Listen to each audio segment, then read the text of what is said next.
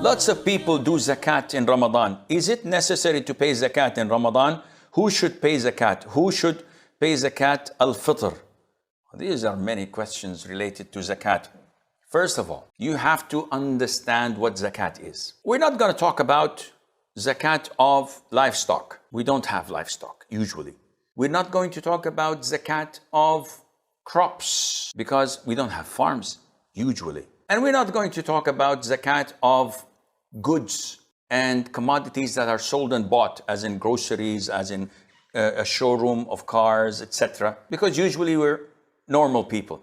We talk about zakat of gold, silver, that is jewelry of the missus, or cash, which is what I save and possess, among others. So, what are the conditions of zakat?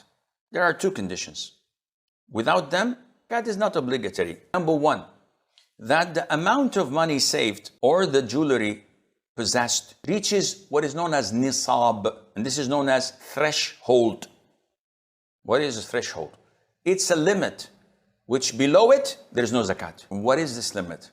Well, in terms of jewelry, if the missus has 85 grams of gold or above, and the caliber of gold is 24, she has to give zakat for that. If she has 84, Sheikh, there's no zakat. If she has 85, but of 22 or 20 or 16 carat gold, there's no zakat. You have to do the math. Because when we say 18 carat of gold, this means that 18 carat is gold and 6 is compensated with copper. So it reaches 24.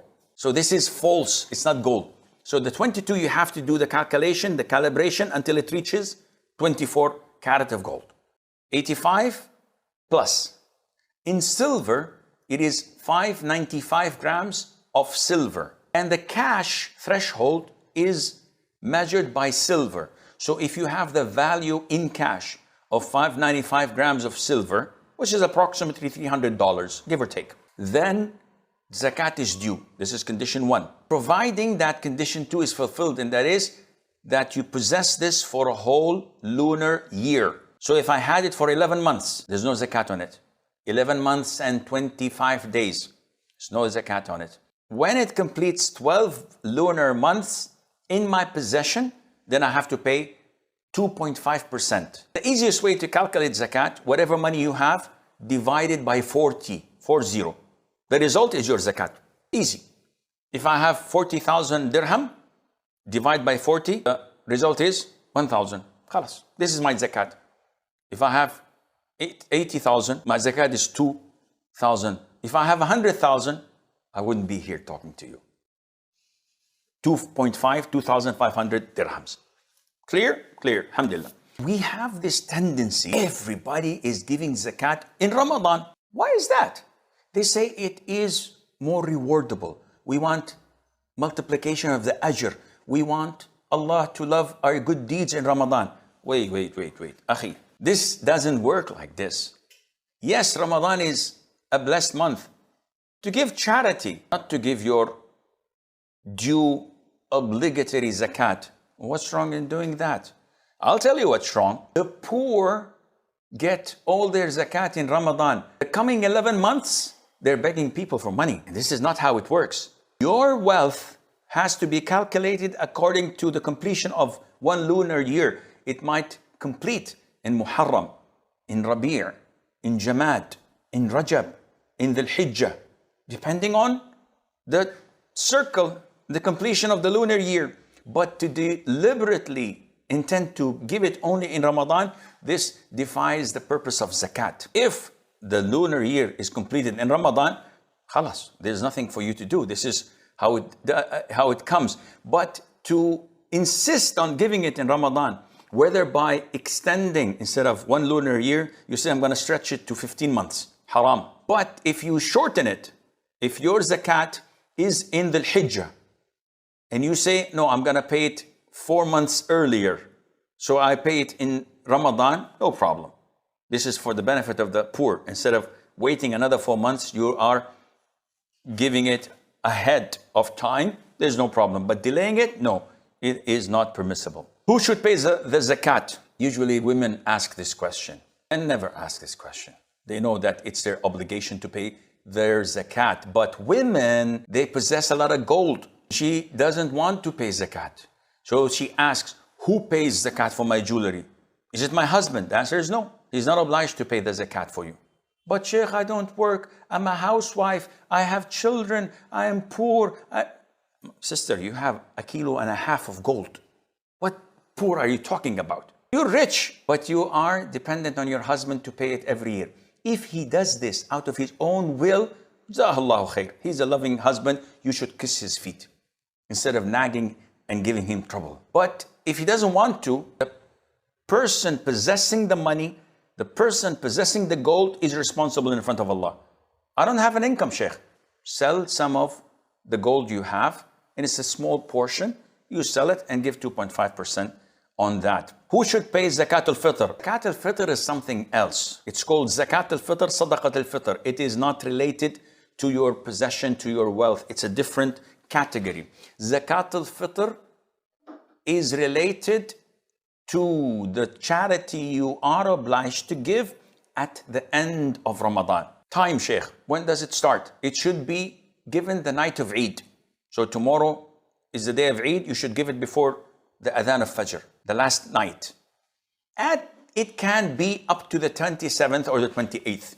So giving it 2 or 3 nights earlier is no problem, because Abdullah ibn Umar used to do this, and a number of the companions, may Allah be pleased with them. So can I give it on the 15th of Ramadan? No. Can I give it on the 1st of Ramadan? Definitely not. Though some schools of thought say it's okay, but it's not okay. What is the amount, Sheikh? Zakat al-Fitr, the Prophet ﷺ obligated Zakat al-Fitr to be 1 sa'. What is sa', Sheikh? I can't even pronounce the ain as you do. Well, this is a tool of measurement by size. So it's like liters, not like kilograms.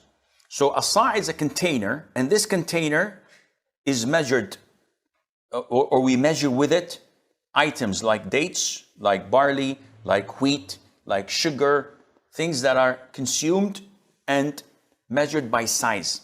1 sa' is equivalent to 4 mud, and the mud is what is gathered in the palms of your hands. So if I have rice, I just do this and I fill it up. This is 1 mud. 1, 2, 3, 4. This is 1 sa'. So the Zakat al-Fitr is 1 sa'. If it is measured with rice, this 1 sa', when put it on a scale, it weighs about 2 kilos, 0.125 grams. Of course, if I weigh, so usually the scholars give the weight in kilograms because this is the most common. But if they give the zakat in flour, it's different. So they have to go to the size again and check how much it weighs in flour, in barley, in corn, in whatever. Who should we give it on behalf of? Well, it's the responsibility of the father of the house, the guardian of the house, the one who spends money and puts food on the table. And he has to pay it on behalf of those who live under his roof and eat from his kitchen. So we pay for Muslims, whether women or men, whether freed or slaves, whether young or old. And this is the instruction of the Prophet ﷺ. Why do we do this? Purpose, 1, so that the poor would not need to beg on the day of Eid. So we suffice them from asking people for their essentials. Do I have to give total strangers to me? No. If I have relatives of my own, cousins, uncles, aunts, who are classified as poor or needy, then giving them Zakat al-Fitr would give me double the reward. Reward of Zakat and reward of connecting my kinship, providing it is not my responsibility to provide for them. What do you mean? I can't go to my son who is poor and give him Zakat al-Fitr because it's an obligation upon me to feed him. I can't go to my grandfather who is classified as needy and give him my Zakat al-Fitr because this is my responsibility. But if a sibling of mine, a brother who's married, and if he dies, I will not inherit him because he has children. or my father is alive and my sibling is stone broke, and I give him Zakat al-Fitr, this is valid and okay, and I get double reward. Can we give all my Zakat al-Fitr to one person who's poor? Yes.